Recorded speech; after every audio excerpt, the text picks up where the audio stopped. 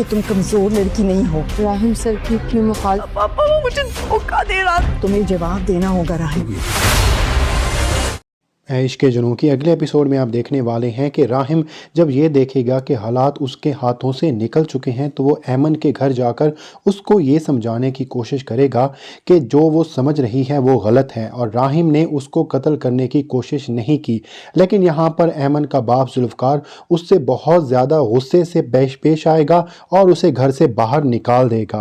जुल्फ़कार यही समझेगा कि राहिम यहाँ पर अपनी माँ की तरह उन्हें रिश्वत देने के लिए आया है कि उसकी बेटी अपना मुंह बंद रखे, लेकिन वो तो सिर्फ गलतफहमी दूर करने आया था। लेकिन वहाँ पर आने की वजह से गलतफहमी मज़ीद ज़्यादा बढ़ जाएगी और रही सही कसर आफिया पूरी कर देगी। आफिया तो ऐमन का साया ही बन जाएगी कि ऐमन जहाँ पर भी मौजूद होगी आफिया वहाँ पर पहुँच जाएगी और उसके कान भरना शुरू कर देगी कि उसके साथ जो कुछ भी हुआ उसका सारा जिम्मेदार वो राहिम है। ऐमन की दिमागी हालत ऐसी है कि उसके सामने जो बार बार बोला जाएगा वो शायद उसे सच ही समझ बैठे, और आगे चलकर आप देखेंगे कि वो पुलिस को जाकर यही बयान देगी कि उसके साथ जो कुछ भी हुआ उसमें सिर्फ और सिर्फ राहिम का हाथ है। ऐमन को जो टूटी फूटी चीज़ें याद होंगी उसमें उसे यही याद आएगा कि राहिम उस रात वहाँ पर मौजूद था जिस रात ऐमन ज़िंदगी और मौत की कश्मकश में रही। इन सारी बातों की वजह से ऐमन यही बयान देगी कि उसको कत्ल करने की कोशिश सिर्फ और सिर्फ राहिम ने की है। राहिम यहाँ पर बार बार ऐमन को यकीन दिलाने की कोशिश करेगा कि वो बेगुनाह है,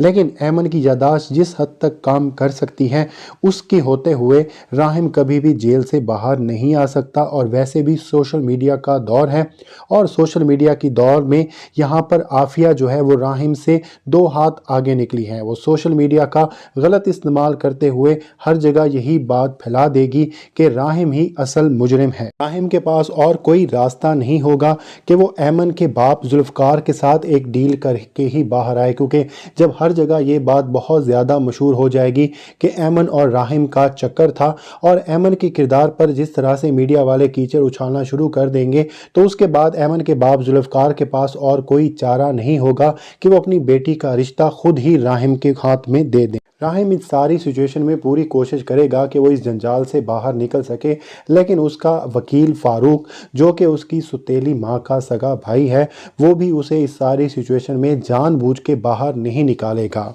और जिस तरह से माहीन राहिम को एक प्ले बॉय समझने लग जाएगी और वो यही समझेगी कि राहिम ने उसे धोखा दिया है और उसके साथ रिलेशन में होने के बावजूद भी वो उसने ऐमन के साथ भी अपना रिश्ता बनाए रखा है, वो राहिम के बहुत ज़्यादा मुखालिफ हो जाएगी और इन सारी बातों की वजह से बहुत ज़्यादा गुस्से में होगी। माहीन से बहुत ज़्यादा मोहब्बत करने के बावजूद भी राहिम अपने बाप अली नवाज़ के प्रेशर में आ जाएगा और अपने ख़ानदान की इज़्ज़त बचाने के लिए और इस केस को मुकम्मल तौर पर ख़त्म करने के लिए राहिम ऐमन से शादी कर लेगा। और ऐमन के घर वालों को भी और कोई बेहतर रास्ता नज़र नहीं आएगा, क्योंकि जिस तरह से सोशल मीडिया पर उसकी बेटी का किरदार उछाला जाएगा उसके बाद तो उनके पास मुँह छुपाने की जगह भी नहीं मिलेगी। तो नाज़रीन ये थी आज की वीडियो। उम्मीद है आपको वीडियो अच्छी लगी होगी।